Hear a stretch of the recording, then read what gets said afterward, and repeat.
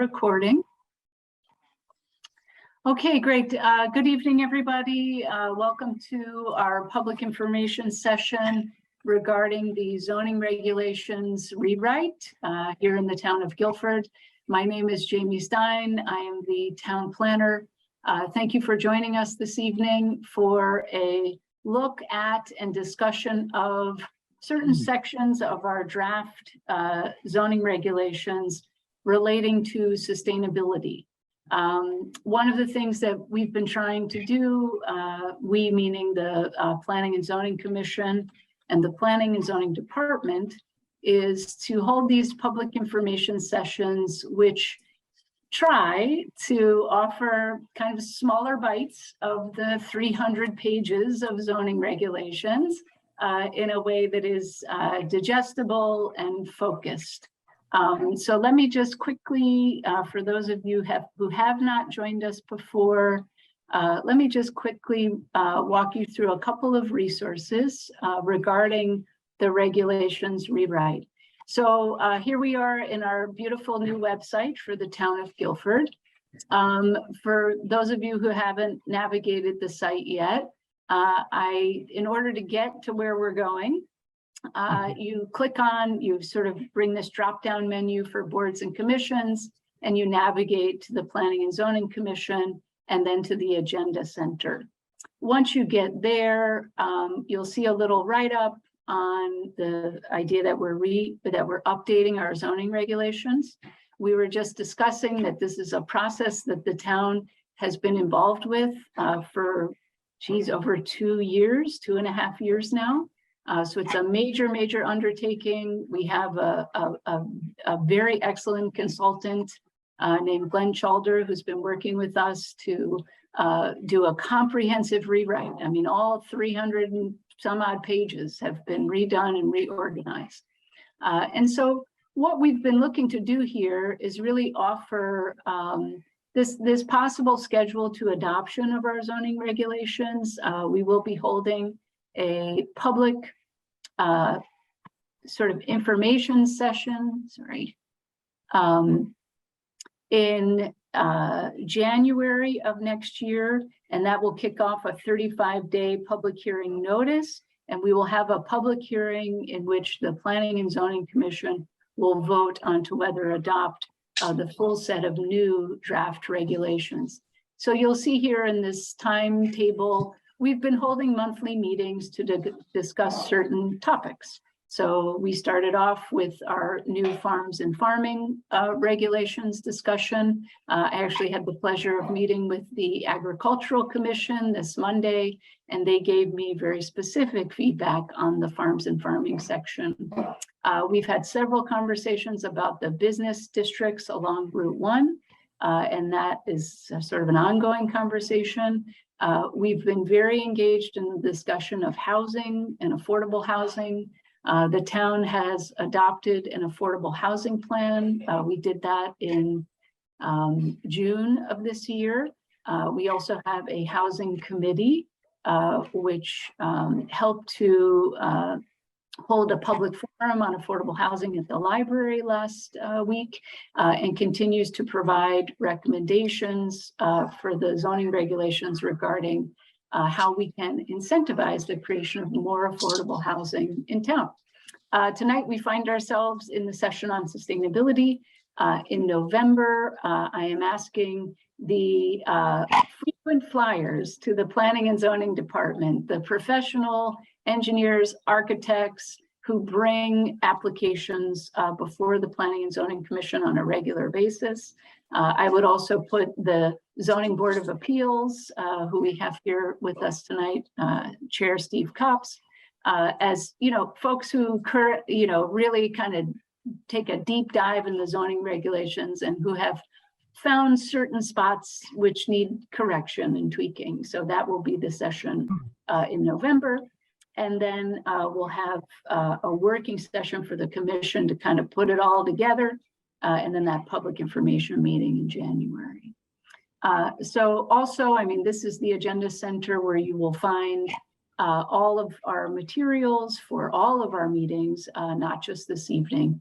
And these links here on the right will bring you to OneDrive folders, which have all of our materials in them. So with that, before we launch into our discussion of the certain sections of the zoning regulations related to sustainability, does anyone have a question about the process, about how you provide feedback, how you access materials? You know, we're here to answer any questions you may have. Okay, hearing none, feel free to, you know, kind of engage in a conversation as we move forward here. So what I'm going to do is really just walk us through certain sections. I'll try to keep it kind of high level. Please remember that you can email me or call the department at any time. I will put my email. It's the best way to do that here. Can I do a chat? Yeah, I can do a chat. I can put it in the chat later on, but it's pretty simple. steinj@guilfordct.gov. You're welcome to submit comments, feedback, either in hard copy or in person or via email. So let's get started on a section of the regulations which we're calling a conservation subdivision. So I've got them all kind of set up here. Hopefully, do you all section 3.5 conservation subdivision? Are you all seeing that on the screen? Okay, great, thank you. Just recently, I fielded a couple of emails regarding what could be perceived as a conventional subdivision along Long Hill Road.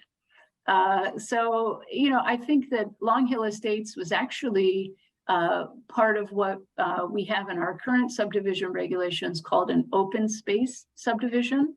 And part of that subdivision was that the town was actually deeded quite a large acreage of open space. And, you know, I think that the lots themselves that have new homes on them, there was some concern that we were deforesting the lots to a pretty extreme extent. And I think that the intent of this proposed conservation subdivision, as you can see in the images here, is really meant to concentrate or cluster the housing units, the development of housing, in a way that some of the land, much of the land, remains open space. And so rather than getting kind of the clear-cut residential, you know, single family property, as we see here on the left in a conventional subdivision, we get a more kind of forested subdivision. So there, I have received some emails from concerned citizens regarding our approach to subdivision. And this approach here offers a potential replacement to our current open space subdivision. What I can tell you is that the zoning code actually, the subdivision regulations are actually separate from the zoning code. So this may go on the back burner and sit a little bit more. My impression is that we are doing a great job at tackling and overhauling the zoning regulations themselves, but maybe we'll save the subdivision regulations for a future time. But I did want to raise this because this one is a little bit of a different approach to subdivision, and one that I feel, you know, really is sort of in keeping with the heavily forested landscape that we have in Guilford. Any questions? Yep. This is John. Just to orient the audience to the direction of this. So I think the entrance to this is from Long Hill Road. Say it again, Sean. I'm sorry, I missed that. Is the entrance to this from Long Hill Road? Well, I mean, yes and no. I mean, I think that It's something that actually the Tree Advisory Board, we held a meeting. I think Kevin organized their quarterly meeting last week, was it, or this week? It's all a blur. And we did have sort of a conversation about our forest, our forest in town, and how we can develop in a way that maintains that as much as possible. So, you know, I think there were some really wonderful elements of the Long Hill Estates open space subdivision, part of that being the dedication of a large amount of open space. But on the lots themselves, I think we have some opportunities through the subdivision regs and the zoning code to retain some of our existing forest. But my question was basically the entrance to this subdivision is from Long Hill Road. Yeah, it's a replacement of the open space subdivision. It's a proposed replacement of the open space subdivision. A couple of interesting things here about this, and I also saw, maybe Shelley, did you have a raised hand? Would you like to give a comment? No. Yeah, sorry, I didn't want to interrupt your flow there. Go ahead. No, go right ahead, please. So I'm sort of dropping in after having been off the scene for many years. I'm so glad to meet you and the planning and zoning folks. I used to chair the Conservation Commission for several years and co-wrote the Natural Resource Inventory and Assessment. And one thing that is fantastic about the assessment is that we looked at the areas of town overlaid with the zoning at the time that were most important for things like migration and movement of wildlife, connected forests, big important wetlands, high quality aquatic resources, streams and such, and looked at where the places were that were most important to sort of maintain that integrity. And really excited about the use of conservation subdivisions as a tool to do that in areas that are going to be developed, but to be able to do so in a way that is with the least impact, not just within the parcel, but in the big picture of flows and stuff and such in the town. So I kind of just wanted to put in an endorsement for that.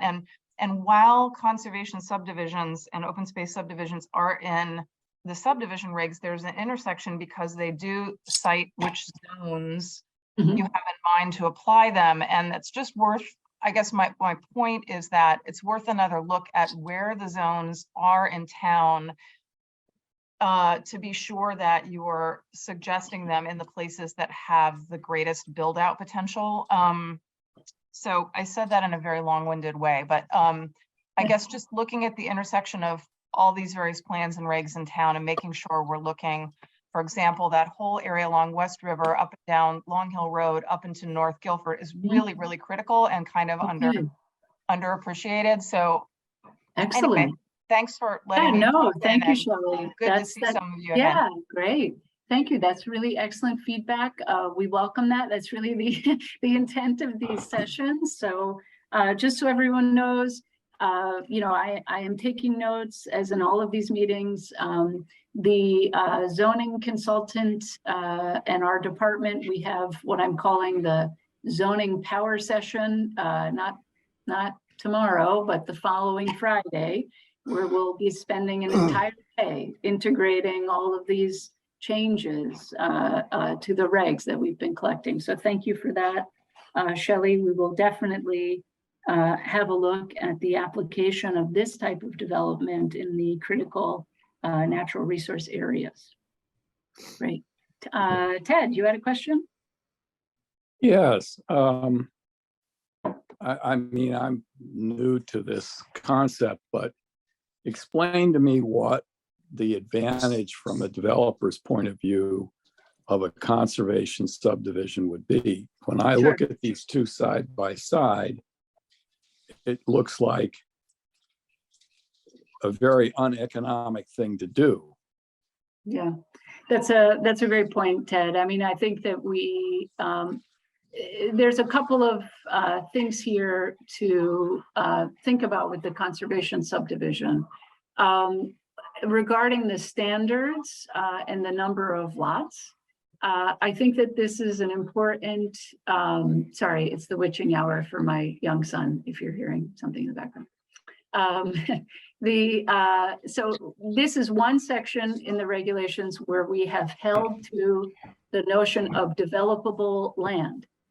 This is something, so for those of you who aren't familiar with this term, in the town, we calculate density as a measure of units per acre. We do not, in regular zoning regs outside of the conservation subdivision, we do not exclude in that calculation inland wetlands, tidal wetlands, water courses, the floodplain, or slopes greater than 25%. The conservation subdivision does include that. Okay, so that's an important point. To get to your point, Ted, I believe. Wait a minute, Jamie, Yeah, just say that again. Sure. So in a conventional subdivision, the developable land is calculated subtracting all the stuff that you mentioned. No, correct? no, in a conventional, no. No. In the So conservation in a subdivision, conventional one, yes. all of the land is considered developable. Yes, if And you so the consider density then is calculated as, you know, a half a lot per acre or whatever, units based on per the total acreage. acreage. Mhm. Right. In a conservation subdivision, what you're saying is that all this other stuff is excluded.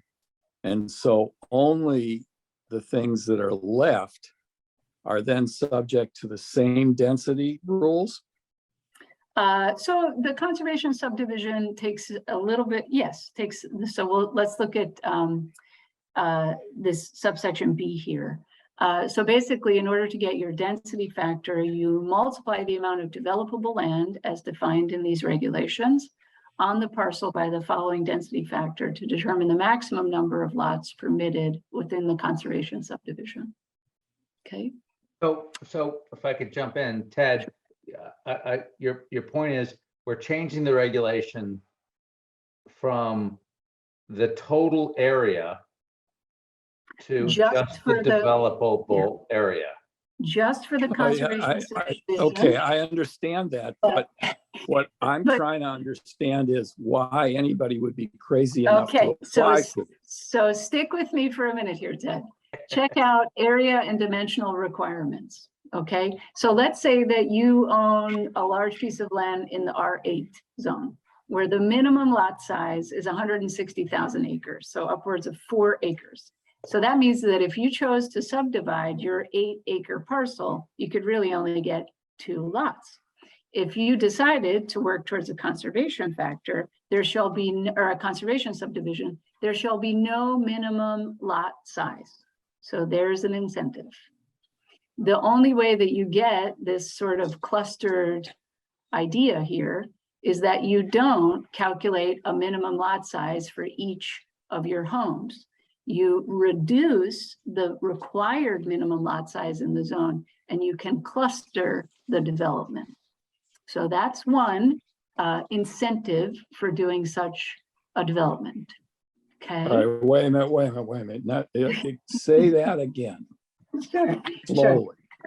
Say it again. So the key takeaway here is there shall be no minimum lot size. Okay, so in a conventional subdivision, if you're in an R5 zone where the minimum lot size for a buildable lot is 40,000 square feet, you don't have to adhere to that. Or actually, I don't think we allow these in R5s, but R6, R7, and R8, which have larger minimum lot sizes, you can design a subdivision where each home sits on a much smaller parcel. Ted, it allows you to have more houses. You'd be able to build more houses on the piece of land than normal. You just have to cluster them. And then eventually, So are you talking about the developer is therefore going for townhouses and apartments No. as opposed to one single family homes? I'm just, No. I'm- No, there's single family homes that are on like quarter-acre lots, like what they have down south, as opposed to what we normally have here. Okay, there's another thing here.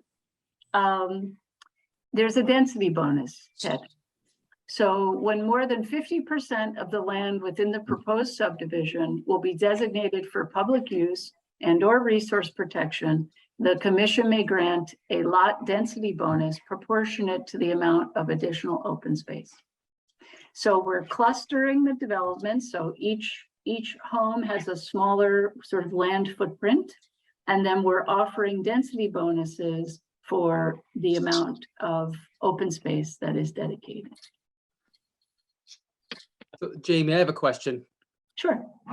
Kevin Clark with the commission. I'm sorry, but I think Ted's point kind of begs the question, and this question is not going to be any surprise from my fellow commission members, but as far as number of lots goes, is it our job as planning and zoning members for the town of Guilford to worry about the economic benefit of the developers? The benefit to the town was already discussed earlier by the lady that, I forget your name, I'm sorry about that, but she was talking about how they had done a bunch of planning about how there's, herd movements and land use and connections to that. So that's something that the town has identified as something that the town. Oh, no, I agree. wants. I'm all for the conservation. and so- I'm talking about number of lots. And so a way to have a lot relate to those better is by doing an open space as opposed to a normal subdivision. No, I understand all that. I think the implication was, why would any developer want to develop using the conservation subdivision format? Because inevitably, it looks like they're going to be given less lots. But because of the incentives, they end up with either the same or in some cases more lots than they would have originally, more houses than they originally have. So then, okay, then that actually then begs the question is, why would we want to, outside of maybe trying to incentivize the affordable housing thing that is being put upon us by the state, why would we want to incentivize this type of development? I'm not against incentivizing development, but with all the negatives that we know are associated with residential subdivisions, why would we want to incentivize this type of development? I think that the answer to that is, because now I understand this. If we're talking about a piece of property where there is land that the town or whoever is for the town is advocating, feels that these are important things to preserve.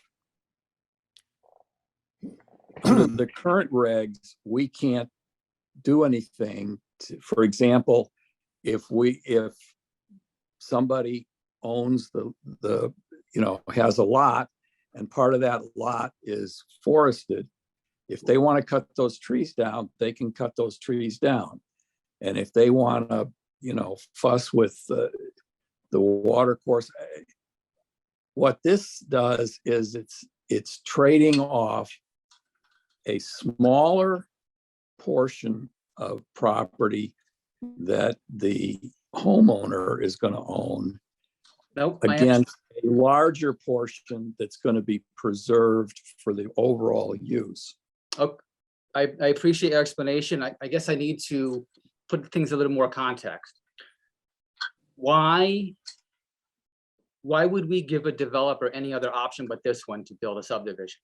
We have to legally? Well, so the option they have is based off our current zoning regs, right? So the example that Jamie gave was an apt one, where a normal developer would only have 2 or 3 lots in that one piece of land that they could make a development out of, unless they decide to go with something like this, where they would increase the amount of lots that they could build. Because our regulations do exactly what you're saying, that our regulations really don't allow for tons of on any piece of land because of what you said. That's not exactly, the town doesn't necessarily want tons and tons of new single family houses everywhere. Right.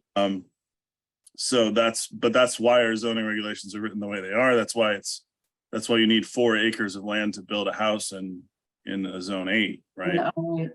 But So- is there anything stopping us for the future? I understand this is all potential. Is there Right. anything stopping us, legally stopping us or whatever, from putting into our regulations that if someone wants to put in a subdivision, it has to be a conservation Yeah. subdivision, period. It's a great question, Kevin, and I think that's one that we could kind of go up the food chain a bit to our legal counsel and see. I think I do recognize that this is a doozy, and we're going to want to spend a lot of time talking about this. So it is 5 minutes till 8, so I'll entertain this question here from Shelley, and then I think we should move on. We have a lot to cover. Shelley, would you like to? Okay. Yes, okay, thank you. Mhm. I'll be brief about this. 2 responses to 2 of the questions that were asked. One is another benefit to a developer or a landowner who's seeking to develop their property of a conservation subdivision is that it requires less linear feet of road, so that the infrastructure costs are greatly reduced to the developer. And there's also good news in terms of reducing the impervious surfaces, right? The non-permeable surfaces that go into that parcel. So that's one point. And the other point to Kevin's question about why not just make all subdivisions conservation subdivisions. We have a legacy in the town of having these little bits and pieces of open space that were sort of forced by the regs that actually are not helpful pieces of open space. They don't hang together, that you can't really enforce them as open space. It's a kind of a problem in terms of enforcement, and it doesn't really yield any ecological benefits, open space benefits to have these little fragmented pieces. So to force open space on the smaller subdivisions isn't necessarily a good thing either. So I think that's a good point. Thank you. But I also think you can find a way around that by allowing for a waiver. Putting in a caveat in the verbiage to allow for a waiver in those situations. I think that's a really good point. Yeah, we also do explore the fee in lieu of land in a subdivision. Commissioners are very familiar with that one. So just a few last points I want to make on the conservation subdivision, and please do feel free to, offline in other formats, send me your comments. There is a density bonus for deed restricted affordable housing, 1 additional lot per 2 affordable housing units constructed. And there is also a when lots are deed restricted to 2,000 square feet or less of living area, 1 additional lot per every 3 lots.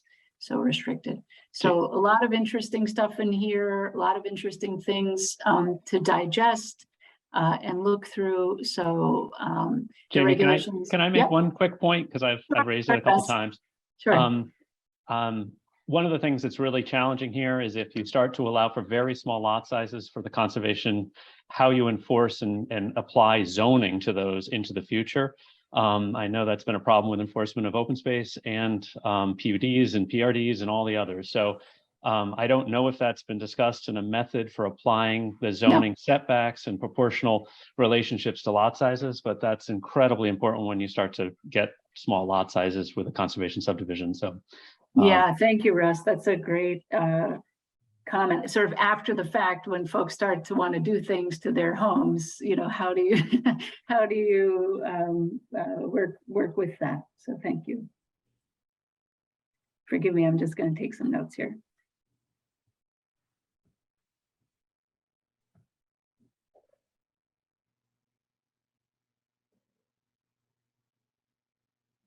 Okay, great. So we're going to move on to the draft energy and sustainability section. Let's see, this is section 8 under special provisions. The energy and sustainability section is really sort of focused on roof-mounted solar, ground-mounted solar, residential wind, and some insulation upgrading. So I think this came up in one of our conversations, maybe it was around the farms and farming regulations. Mr. Bishop could probably remember, because I know that he has done ground-mounted solar and felt as though it was a little bit complicated to get it through. Really, this section looks at roof-mounted solar arrays, wall-mounted solar arrays, and ground-mounted solar arrays as accessory. So this means not kind of the primary development or use on a land, but accessory. It also goes into ground-mounted solar arrays as a principal use and how those are permitted and the standards for those. And additionally goes into the same for wind energy systems as accessory uses.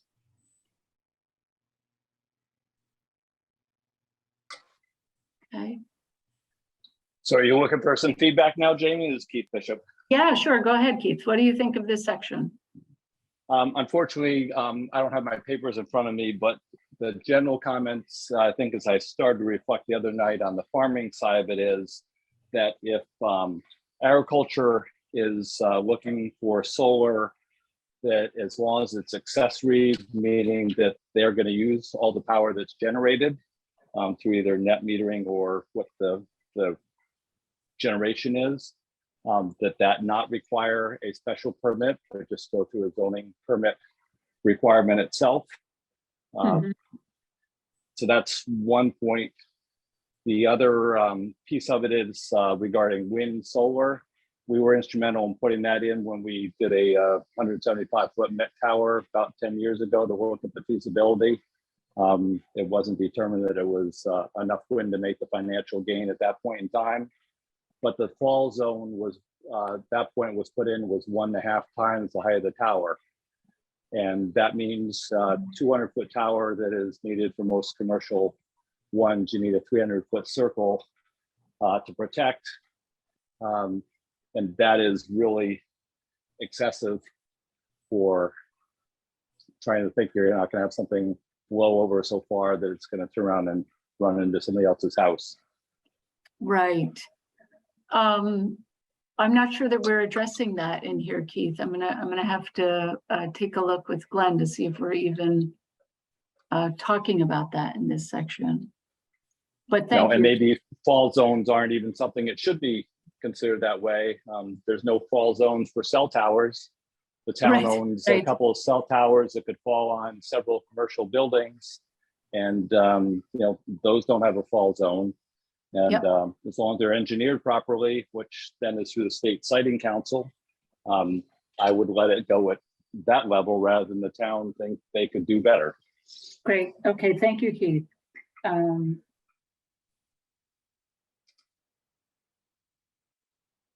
Any other comments, questions, suggestions on our energy and sustainability section?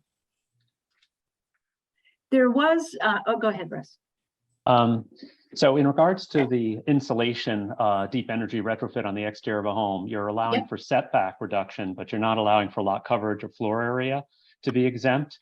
And I don't know whether that was purposeful or not. And I just wanted to raise that because you put 6 inches around a building and it's going to have a fairly substantial increase on the lot coverage and floor area. And the calcs, the way you calc them is from the outermost face of the structure, not the structure line. So that's one. I just wanted to raise that. You can talk with Glenn about how that might get incorporated. And then it's not exactly clear. You're saying that ground-mounted solar will be treated as an accessory structure. Is that or primary? We do have a part that or primary, and it must meet primary building setbacks, but there's no mention of how, is it going to be treated like an accessory structure as far as lot coverage?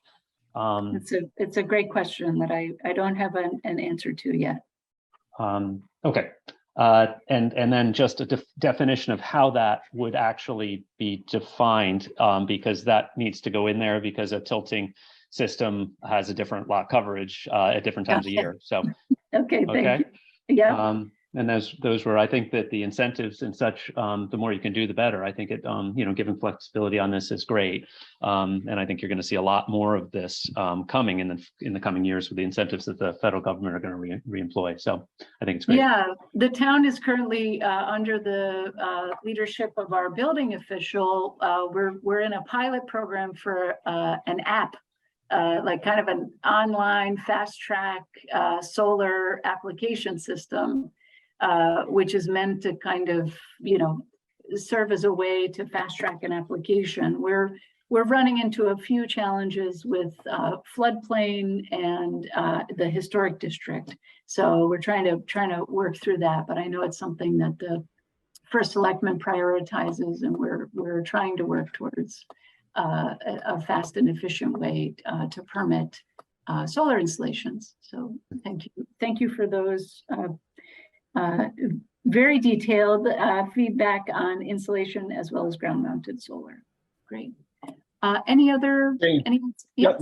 Jamie, Keith here again. I'm a part of a agri-solar tourism task force that is currently wrapping up for the state. We'll have some recommendations coming out next month. And part of that is dual use solar, where the agricultural crops can be grown underneath solar panels. Oh, cool. Yeah.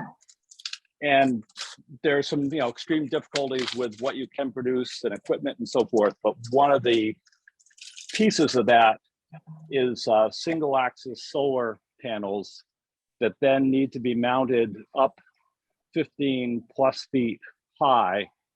And because they tilt, as Russ just indicated, you've got to take into account the tilt for running equipment and tractors or whatever is needed underneath it.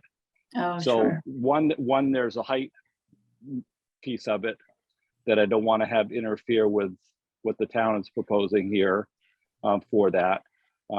Obviously, they're more expensive because they're higher. The infrastructure to support higher stuff and wind loads and so forth is a part of that. But as part of that, the task force will be having some sort of recommendations that there is going to be additional incentives to the developer owner to put that in, and in exchange for that, they will then be promising that it will be an agricultural production use of some type of crop or animals or otherwise. So just want to make sure that the height piece is taken into account. Right. When does that come out, Keith? Do you know? I think we've got our final meeting the week before Thanksgiving. And Okay, then, so we should be able to integrate and coordinate prior to the adoption of the regs then. yeah, so I'll probably have something to be able to be shared back out sometime in December, I Great. believe. Excellent. Thank you. Okay, I'm gonna move on from energy and sustainability. Please feel free to provide comment in any way that you'd like. I did have our zoning consultant, Mr. Glenn Chalder, create two new sections. One related to electric vehicle charging provisions, and I'll try to talk to these in tandem. And the other related to geothermal systems.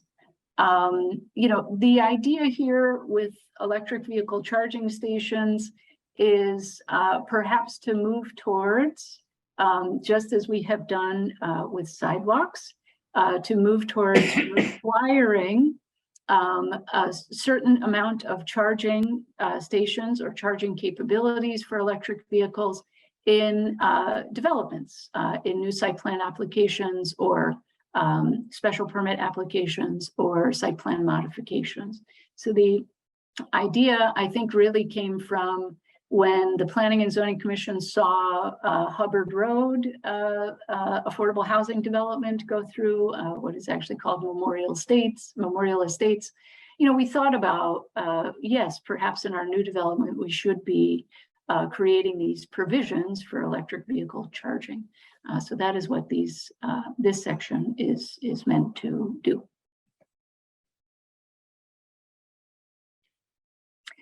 Interestingly, go ahead. Jamie, now, Yep. let me see if I understand it, because I just glanced at these regulations. I didn't Okay. read these carefully. Okay. Are you saying that the purpose of this section is to incentivize installation, or is the purpose of this to limit installation and provide or require various conditions being met before charging stations can be installed? My first response to your question, Ted, is it's meant to provide both the increased or creation of charging stations, and also provide standards for how we permit them. So one important thing I do want to point out here, in all districts, charging stations meeting or exceeding 10% of all parking spaces are required as part of new construction, expansion of parking areas, and or significant change in use, which would result in additional 10 or more spaces. So we're trying to establish a way through private development to create more charging station capabilities or opportunities.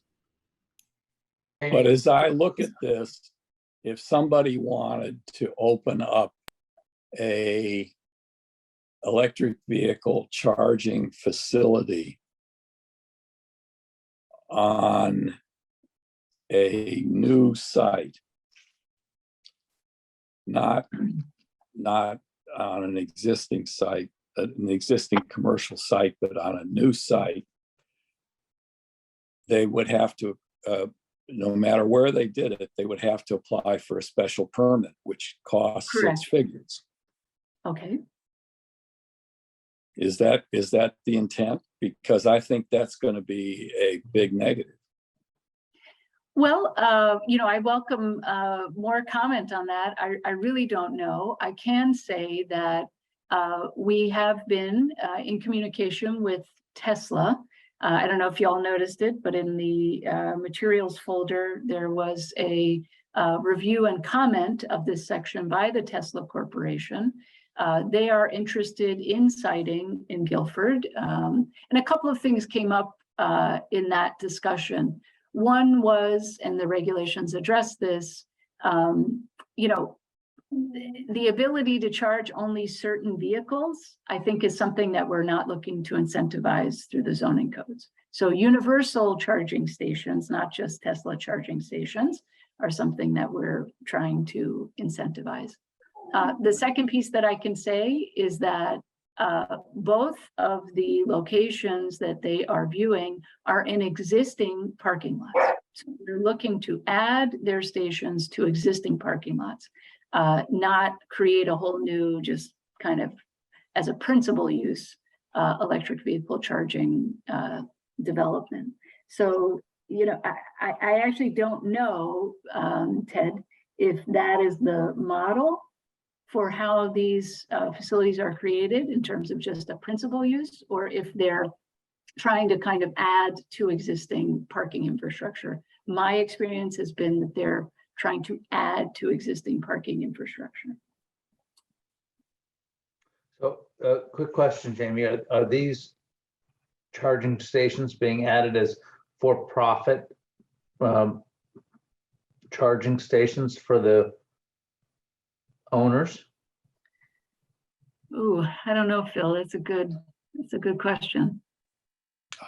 I don't think you're going to get people to put them in put fast chargers in any other way.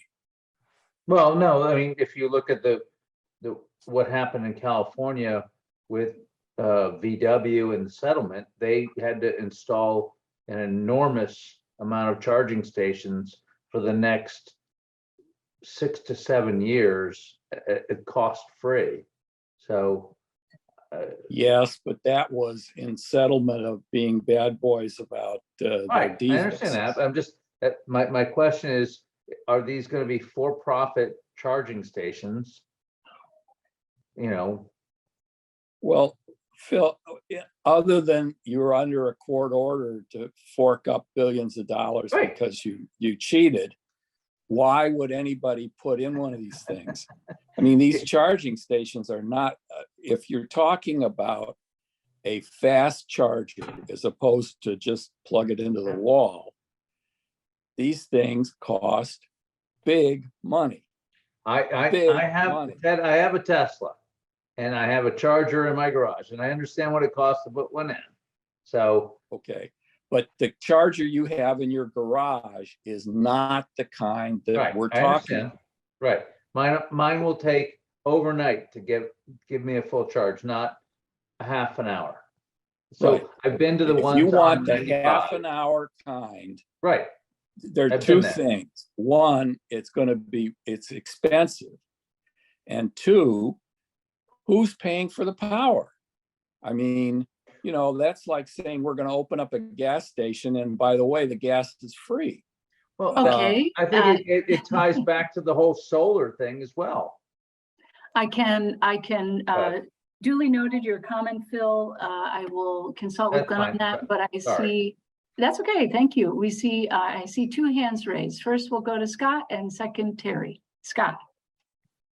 Hello, good evening, everybody. Hey, thank you, Ms. Stein, for holding this meeting and Hey, inviting Scott, are us. you from Tesla? Yes, I'm a Welcome. design manager for Tesla. I design supercharger stations. I'm responsible for the Northeast region.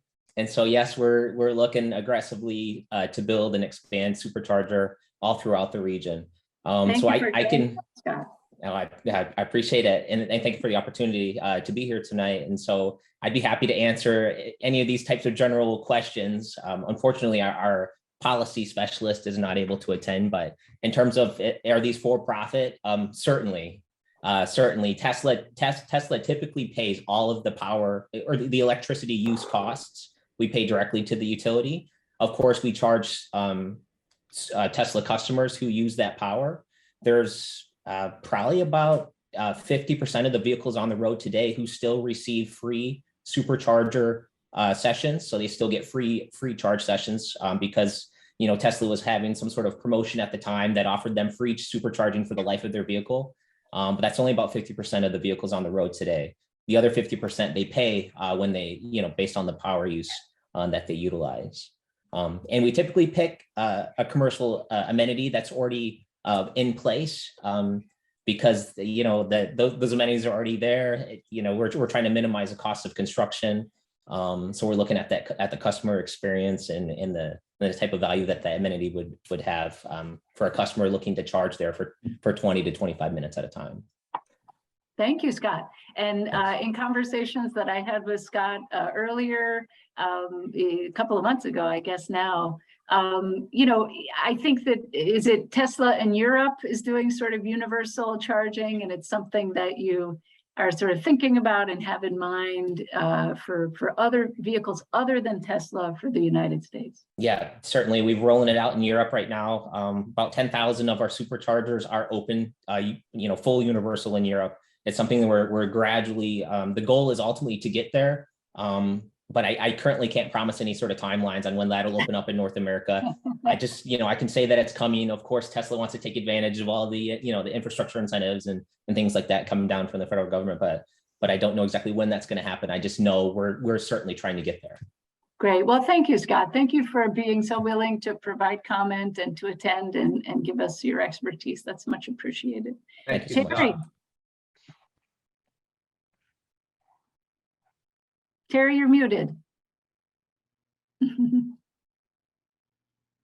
Yeah, just a couple of quick questions, and we scroll past these on item 4A, which says the EV charging stations shall not reduce the number of parking spaces.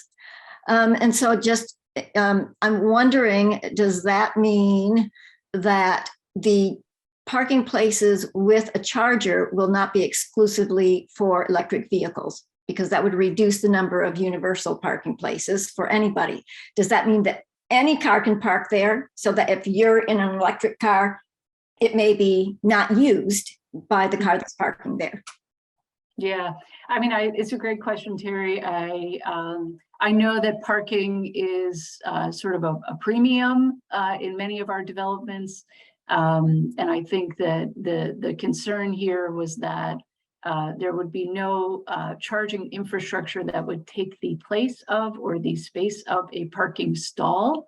But I do see what you're raising here as how do we prioritize these spots for EV or for electric vehicles only.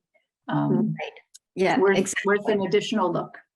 With that, I would appreciate that. It's frustrating to pull up in your electric vehicle and no one's not have a spot. can't get in. Yeah, I have one additional question there. It's in 4I, and it says that these stations may include signage or electronic displays that provide advertising. Whoa, that is something that I think needs to be discussed further. So is this opening the door for the company model that comes in, you know, and installs a charging station at their expense and then sells the advertising? So now we've got like electronic billboards all over town. Right, more screens to look at. Is that what that will allow? That would seem to be what that Yep. provision calls for. Yeah, I'd like to have further discussion on that in the future as well. Sure. Thanks. Absolutely. Anything is on the table. So thank you for those comments. Sure. Any final comment on the EV charging stations? Just a quick one, Jamie. Yep, yep. I would say that, you know, the EV parking spots should probably be designated for EV vehicles. Like, I know it's taking away from, you know, standard gas vehicles, but if you're gonna have a standard gas vehicle parked in an EV spot, you're taking away that opportunity. It loses the, yep. I mean, you could also make the same argument for handicap accessible spots. So Right. it's kind of the same, like we're designated in these 2 or 3 spots for EV vehicles and 2 or 3 spots for handicap accessible vehicles. And then here's the rest of our parking capability. Jamie, you know, one of the ideas that people have talked about for the problems that have just been brought up are that parking spots that are charging parking spots in many locations are limited to a half an hour or 1 hour parking. And after that, you can get a ticket.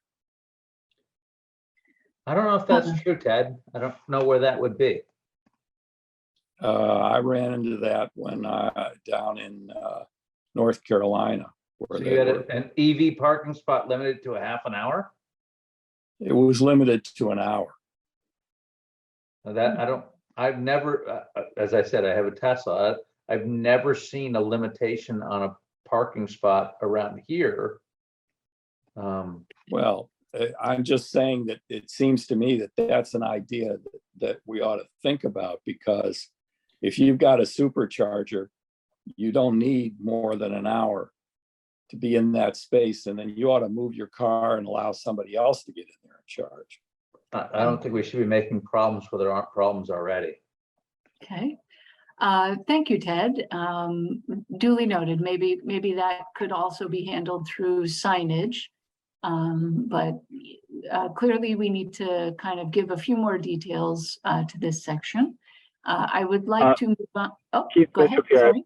Yep. One other comment, just regarding increasing parking spaces, that turns into impermeable surfaces and runoffs and additional factors like that the regs address in other ways as well. Mhm. So, yeah, I mean, I think here we are making a commitment as a town that our parking standards are staying the same, but some of those parking spaces will be now reserved for electric vehicles. I think that's kind of part of the interest in incentivizing this type of development and these types of resources in town. So I wouldn't, I would, steer away from having to have more parking rather than the standard. Let's remember that when someone swaps out their gas vehicle for an electrical vehicle, they're not going to be parking one of the other spots. So it's kind of a net zero change. Okay, thank Right. you. The other, just thinking ahead 5, 10 years out, where hopefully electrics are more, so that's not a problem. The other part of it is we know that our standards then make tight parking spaces in some commercial areas already. And so if you've got electric vehicles eligible to park but not be charged, you'll have people parking even though they don't need to be charged potentially in spots that are designated electric only. And that's another enforcement, issue, problem, believability, as people are in a rush and everybody wants to be, first in line to not wait. Right. Thank you. Russ, I saw your hand up. Am I reading this correctly, that if you increase your number of parking spaces on an existing development by more than 10%, you have to meet that 10% of all parking spaces are EV? Yes, I believe that's the way it's written. So if the high school, which has over 350 parking spaces, adds 10 spaces somewhere on that site, they have to add 35 charging stations? Charging stations. Okay. That's a little, what you're going to find is people not adding parking. They're not going to have parking spaces. Yeah. I mean, I think there's so much of these regs that are just about where is the balanced point, right? Where you're incentivizing, but you're not creating undue hardship, so you won't see any of it. Well, I guess I would suggest that it's the additional parking, which will have, new infrastructure and the ability to put conduits in and all this other cost, expansion of a parking lot, that new expansion should be every 10% have an EV. I think that's reasonable, but to retrofit an existing, I think you're going to prevent, I don't know. I think it's going to influence designs in ways that I don't think you foresee. Right. It could have been just a different interpretation of the language. I can ask Glenn. Perhaps he did mean the latter, that, if you add 10 spaces, one of them has to be an electric vehicle space. Okay, geothermal. This one, I am still awaiting comments from our local health department. We have actually permitted a few of these in town. Planning and zoning has actually been kind of quiet in reviewing these. At least, I haven't seen a few go through, but the local health department seems to be very involved in reviewing them. And I asked Glenn to put together something that he has done for other towns for us to include in the regs.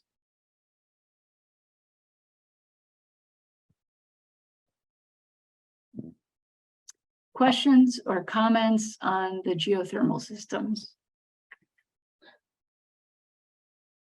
Jamie? Yep. So go right ahead. Yep. Yeah, we've put probably about 30 geothermal systems into town. Okay. And the reason it hasn't really come up to the planning and zoning is that it's completely subsurface and therefore kind of not under planning and zoning's regulatory arm. And the health department, you have to seek a permit from the health department to meet setbacks from wells and prove that you're meeting the glycol solution requirements and other things associated with public health water supply. So I see that this isn't appropriate for being in zoning, frankly. I just sort of wondered though, Russ, is it helpful to have it documented or codified somewhere in terms of there might be greater adoption? That was sort of the thinking. I think anytime you make more rules, it doesn't increase adoption.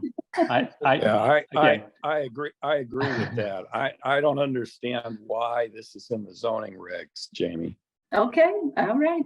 All right. I would agree with Ted, and I would agree with Russ. I think that reducing regulations when it doesn't affect,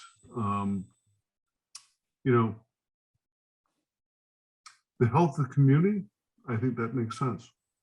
Believe me, I am interested in taking less responsibility rather than more. So I'm comfortable removing it. I think the idea was that just trying to put some guidance or, provide some form of regulation for perhaps easier or greater adoption, but if it's not.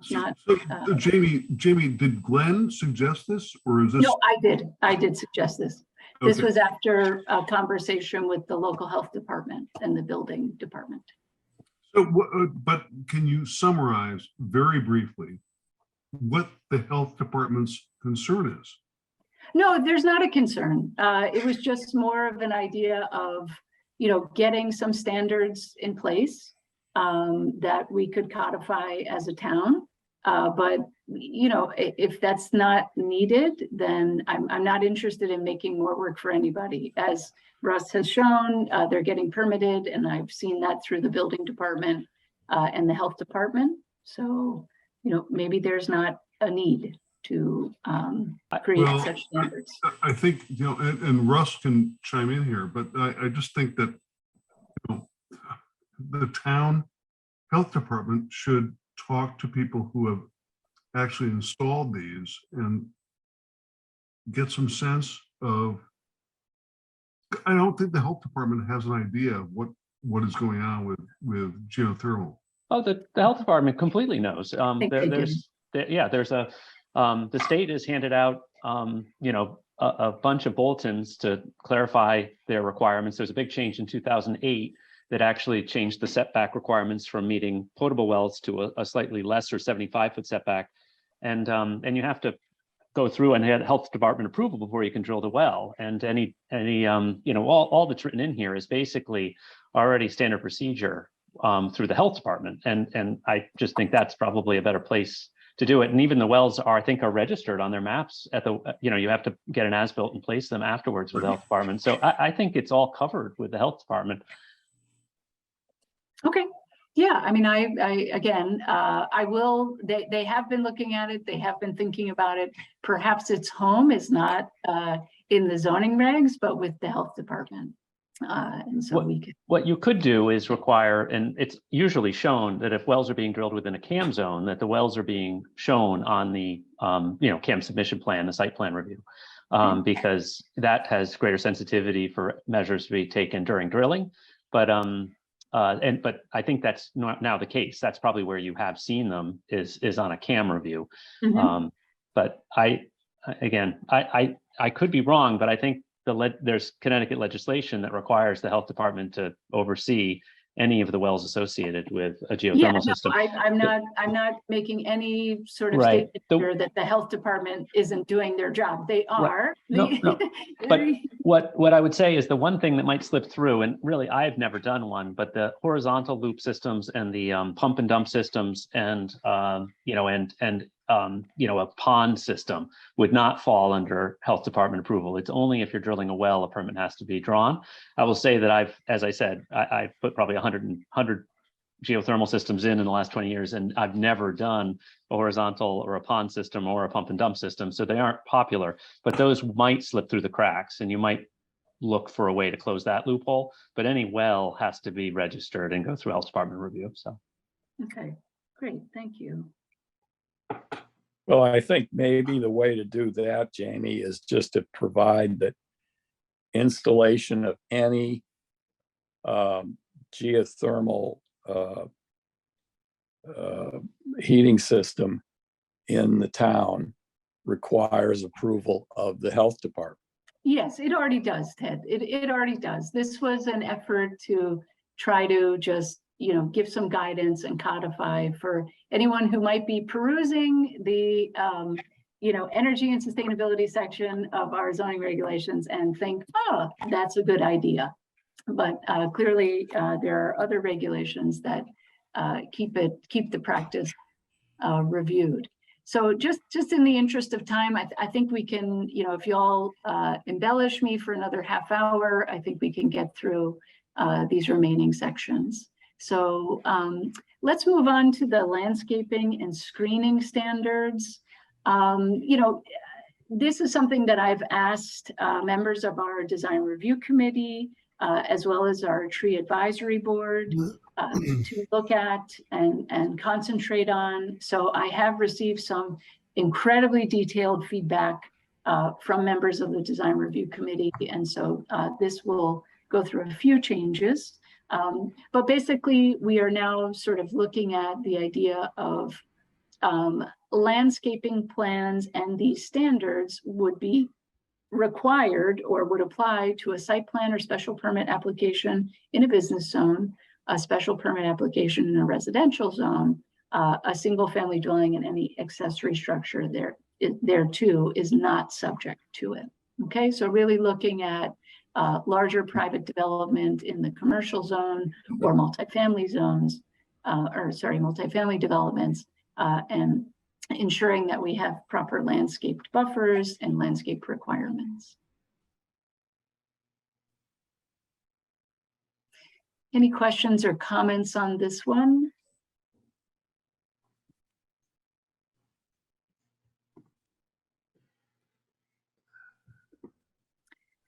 Again, I feel that this, I've gotten some really terrific and significant feedback from the design review committee and the tree advisory board, and also, you know, for Terry and your group. I think the first selectman was very energized by the talk given by, I'm blanking on his name, I'm sorry. Doug Talley. Thank you. And has asked that we incorporate the idea of pollinator pathways and native species both into these regulations as well as into the checklist of the design review committee when they're reviewing commercial and multifamily development.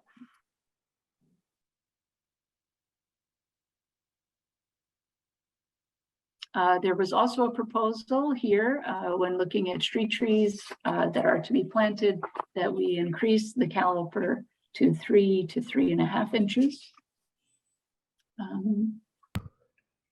Couple of other good details in here to ensure landscaped parking spaces or parking lots as well.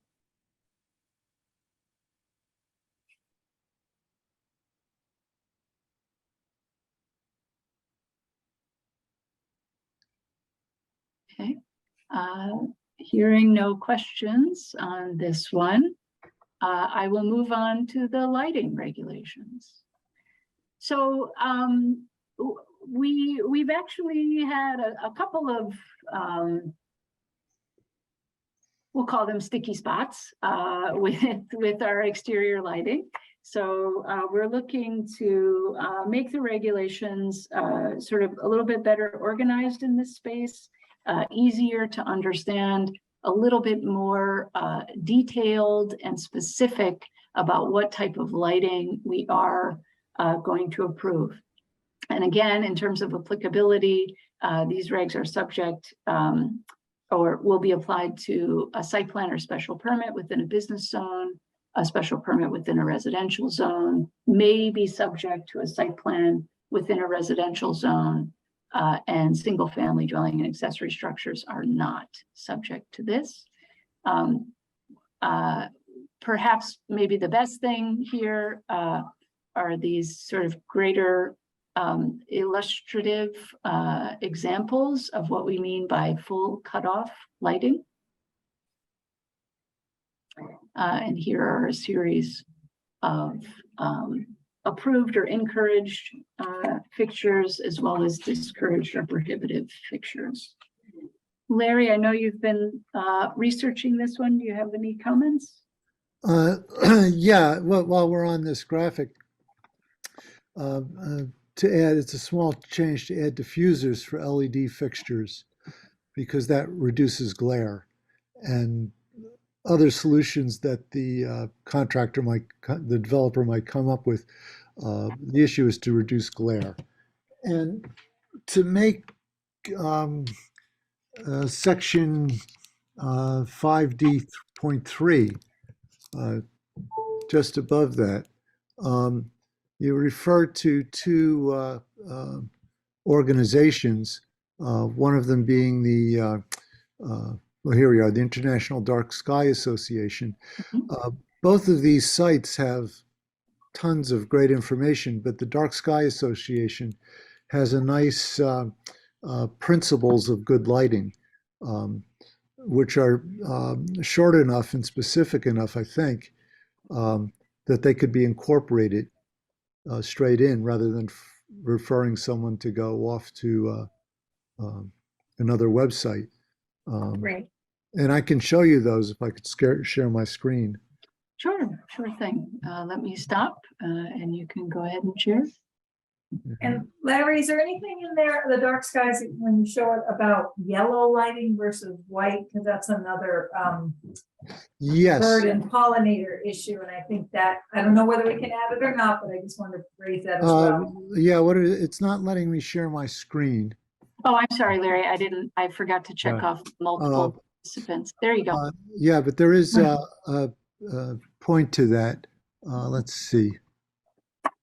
I think, yeah. All right, can we see this? Yeah. 5 principles? Yeah.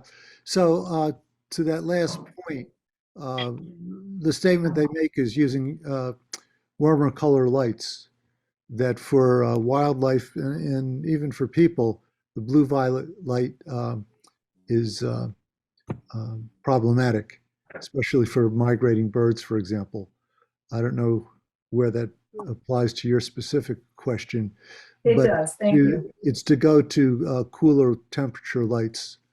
And I don't think these are too wordy, and they get right to the point. To use light, that the light should have a clear purpose. It suggests things like reflective plants and self-luminous markers for signs and curves, etc. The light should be directed only to where it's needed, and that graphic at the end, I think, speaks to that. Low light levels, no brighter than necessary, because I've seen it in examples of it where they put in a ton of wattage. And so you have this very bright light. It can even lead to glare. So to encourage a study, how much light do you actually need, and keep it down to that. And controlled, have the lights off unless they're needed, motion or heat sensitive control devices. And we already talked about warmer lights. So, so I think that this would. Jamie, this is Sean. I'm just wondering, do the regulations address whether someone is retrofitting lighting and whether they are subject to? Yeah, I think the intention is that for special permits or site plan modifications, but we should go in and check that as well, just to be sure. Because I know that in a lot of new development, we do see this type of attention to lighting, but we do have some existing developments that do not have full cutoff lights. So good note to add for site plan modifications as well. Thank you. Do we need this anymore? Can I stop? No, you can take it down, Larry. Thank you. Shelley or Robin, did you have any additional comments on the exterior lighting? Okay. It was a minor point. Thank you. Yep, sure. Okay. Where are we in the mix here? Okay, I think we're close to the finish line. Great. Okay, so the last section that I wanted to review with everyone and offer, an opportunity to comment is on our sidewalks and accessibility section. This is also in the standards. We do currently in our subdivision regulations, we have a requirement for provisions within the subdivision, but not out in the public right of way. So you'll remember our experience with Hubbard Road and the kind of battle for the sidewalk provisions there. We have always, I think, in our regulations had provisions for sidewalks in site plans and site plan modifications, but this just gives a little bit more guidance and more standards language for what we're looking to see from development, so that developers can feel comfortable going in that these are required. This section has been reviewed by our Safe Streets Task Force, and I have received several comments about this section from them.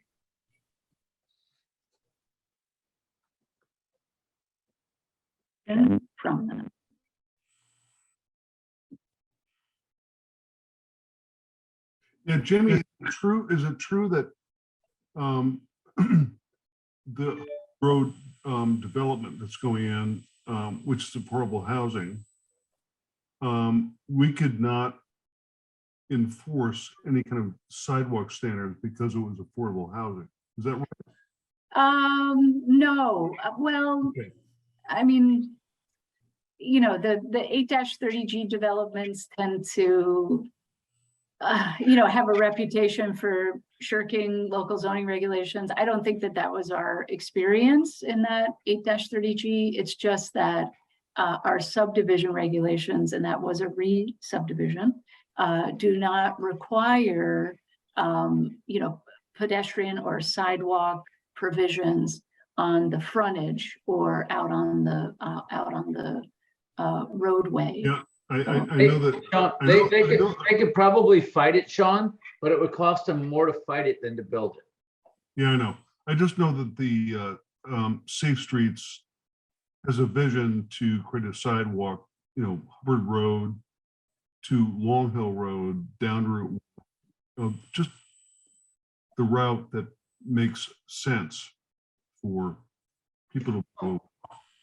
And I mean, I don't know how many school-age kids will be living at Hubbard Road, but, you know, to have a place for them to wait for a school bus that's not, you know, in the road, I think is a pretty good idea, but. Yeah.